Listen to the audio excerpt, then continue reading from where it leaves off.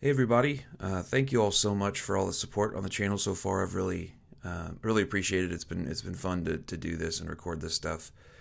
I thought I would do another one of these little short reflection video essay pieces about some of the things that I think you learn when you start bonsai. Another way maybe of saying that is the things that when you tell people who are not really into bonsai and they've just vaguely heard of it, things that maybe surprise them or they didn't realize or they didn't know.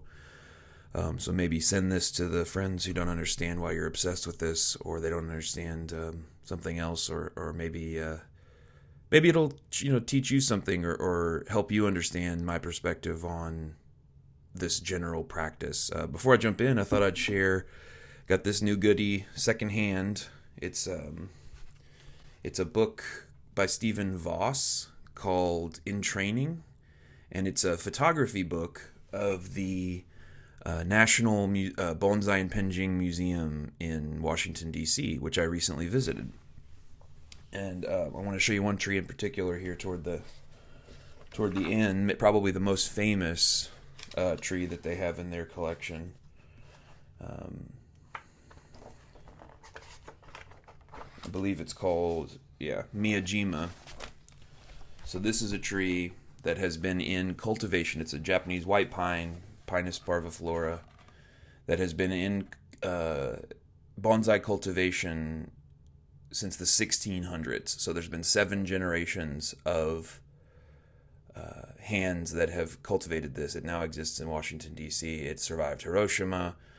It's a wild metaphor and story and historical piece, etc. But and the scale of this doesn't really do it justice.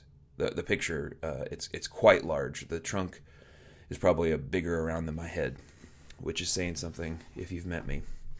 But anyway, I just got that, and so I wanted to share my new treasure. So a couple of the things. I'm not going to do this maybe overall listicle wise, but I might. It might end up being that way. But the first thing I think that you learn is that bonsai is not a type of tree. It's a cultivation technique.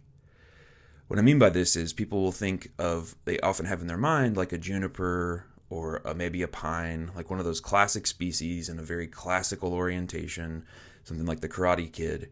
And they think that that is a bonsai in the sense that that is what that's the type of tree that it is. In reality, it's a cultivation technique.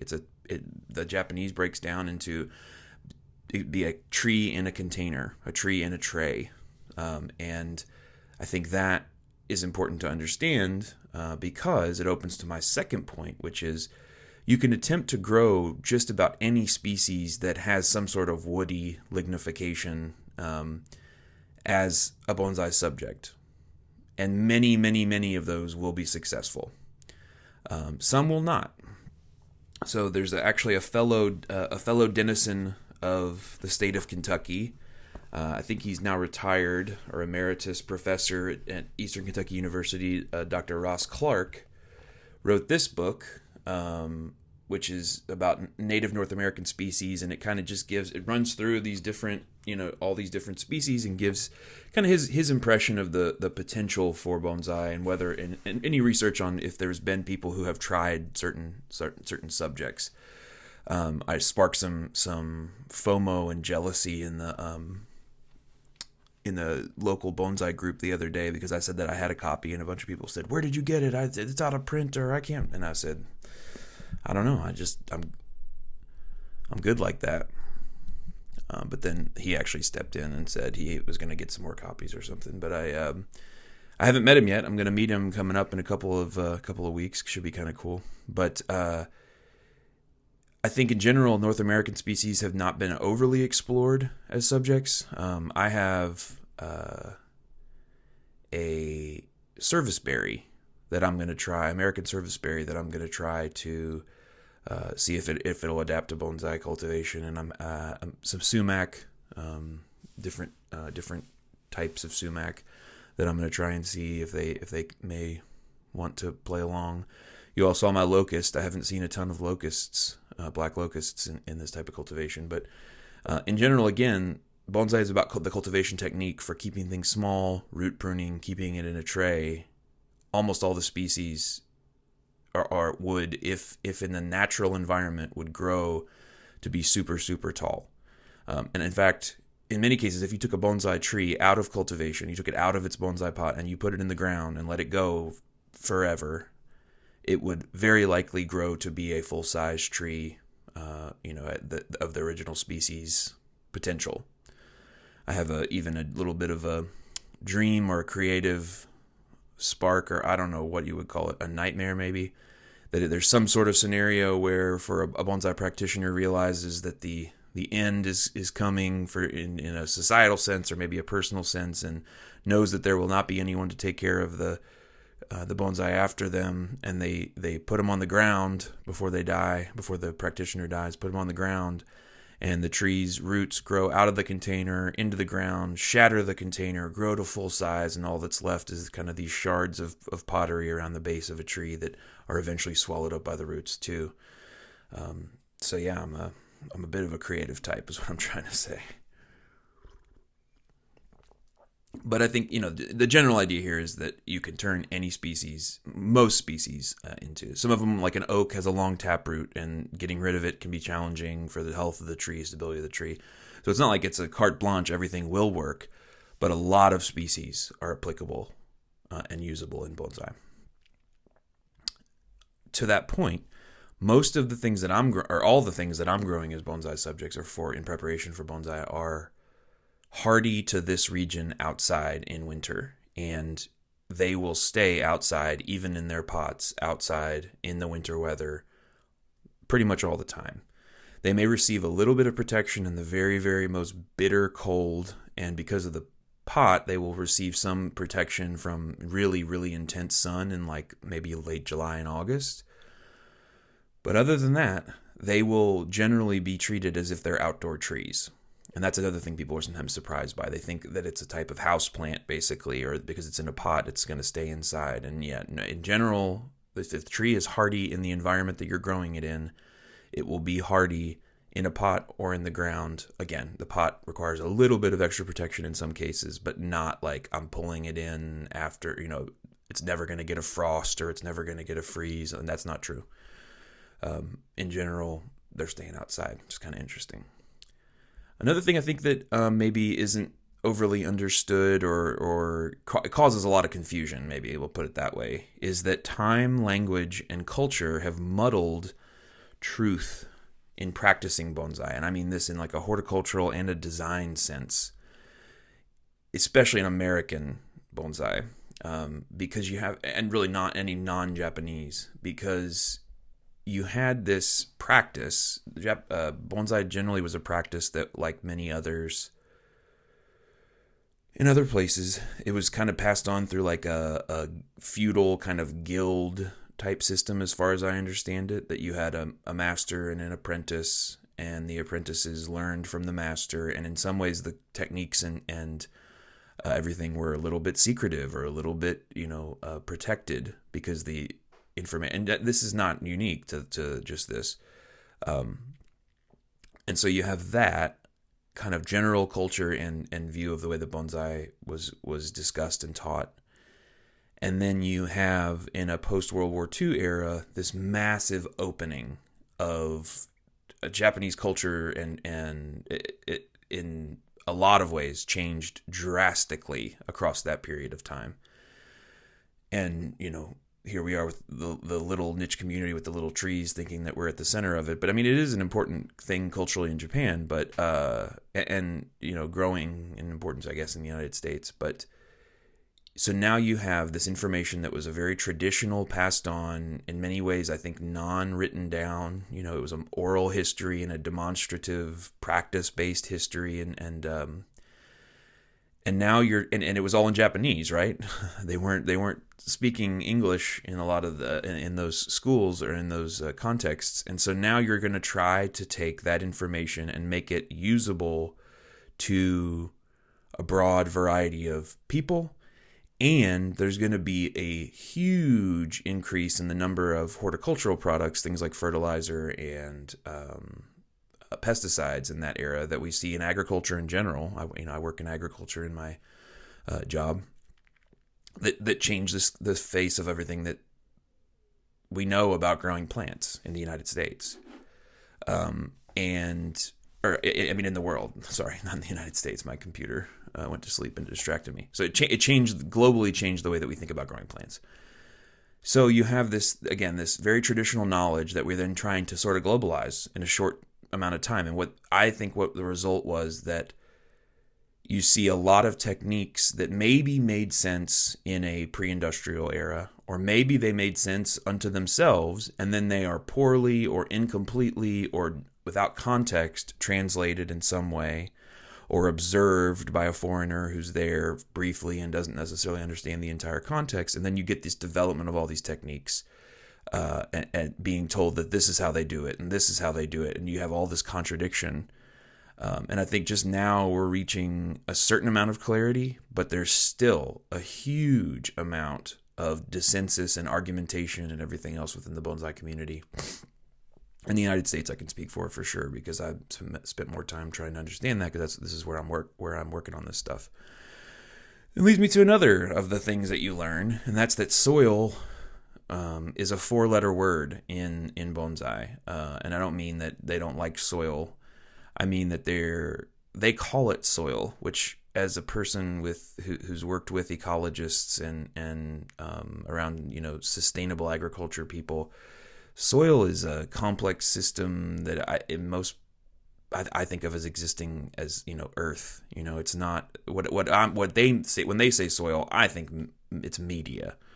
But so media or soil, the components that are inside the pot of a bonsai pot, is a 4-letter word. People like to argue and degrade each other's choices, and they treat it like it's a fundamental moral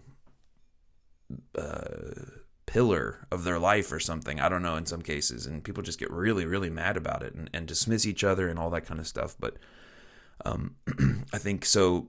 Combining those two realities, that this was a traditional technique that was then kind of translated maybe poorly across a global perspective, and then now there's all these different people who are doing it, and there's all this dissensus about things like soil, but also extends to fertilizer, means that as you're beginning, you have to kind of take everything with a grain of salt, but I think also be potentially open to a lot of different ideas, especially at first.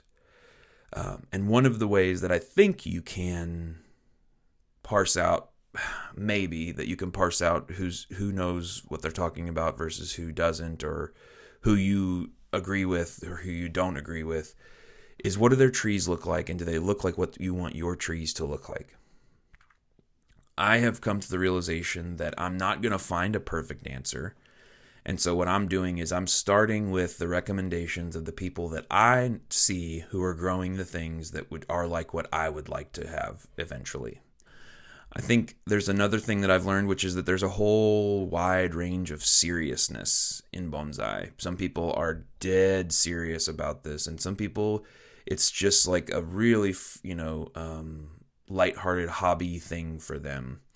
And as a very intense, serious person, sometimes both of those can be challenging, because I don't know, why are we taking this so seriously, but also why aren't we taking this so seriously? And I think you have to find that for yourself, define for yourself why you're getting into this and trying this. And I think don't be afraid to take it seriously if that's something that you want to do. Sometimes we have a little bit of a cool kid kind of, oh, it's just little trees, like it's not that serious, blah, blah, blah. And I mean, you could make the argument that almost every aspect of our lives is not that serious, but I think it's just something you have to kind of keep in mind, that you're not going to convince the really lighthearted, not that serious hobbyist to take it super seriously, or expect them to if you're in a club environment or other context. But at the same time, if you are a little less serious, be accepting. I think I've just found a lot of, I wouldn't say intolerance, but like intensity, and it's not the majority of people, but there is a very specific, like a very set number of kind of subset of the community that's so intense and feels the need to be right or something like that. Again, this, just like other things that I said earlier, is not unique to bonsai, but it is definitely there. Um, a few other things that I think I've realized that people kill trees a lot in doing this and pursuing this and learning. And I'm not saying that that's a good thing or that should be excused or accepted or whatever, but I think it is a reality that you're going to have trees that just don't make it one way or the other, whether they're in cultivation, whether they're in, whether they're in development, like in a non-bonsai pot or in a bonsai pot. I think it does happen sometimes. And the key there, I think, is just to learn from it. Something I've learned is that and you may realize that you are more or less patient than you realized. When you get into this, it really is a very long game, a lifetime practice, basically. And I don't say that to be too serious or scare anyone or anything like that, but it was one of the reasons why I found it really intimidating. This is not a short-term kind of experience. This is something where you might make a change and then you wait a full year to make the next change in the tree. It could be that you realize, oh, this tree's kind of weak, so I'm going to wait to put it in a pot the way that I would like to put it in a pot. Or it could be that you try to air layer something or whatever, and it's just not ready, so you have to give it a full another year. I mean, it really is in terms of like full years and full seasons and planning ahead and thinking like that. And I think I am a pretty patient person in the broad strokes of life and waiting for a tree to develop and that sort of thing. But there's a part of me that sometimes gets that itch where I just want to do something, to the tree, and it's not the right time. And I've had to really work through the fact that there are times where the tree's just not ready. And on the flip side, there are times where I'm tired or I've had a lot of going on at work or personal life or whatever.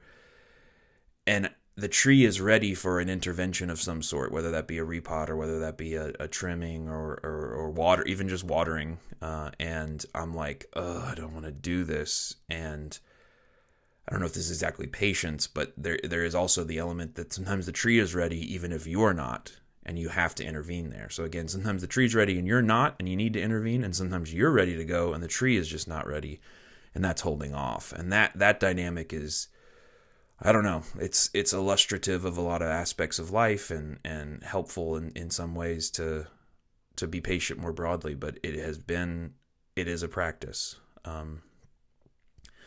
So those are a few of the things that I think I've learned in my initial exploration of bonsai, and things that maybe are useful or helpful to other people as they get started. I have some other things I think about design and the visual appeal of the tree that maybe we'll talk about in another one of these. But again, I really appreciate the support for the channel. It's been really cool to see that people are interested in the videos. And if you have other things you want me to talk about or show as we move into the season more, repotting and otherwise, these will be a little more active videos, on site. But for the time being, I'm just sharing my thoughts and trying to get these down for you and for myself for later to reflect back on. So if you haven't liked and subscribed, please do that. And leave a comment below and let me know where you're from or what you're interested in. And thanks again, and I'll see you next time.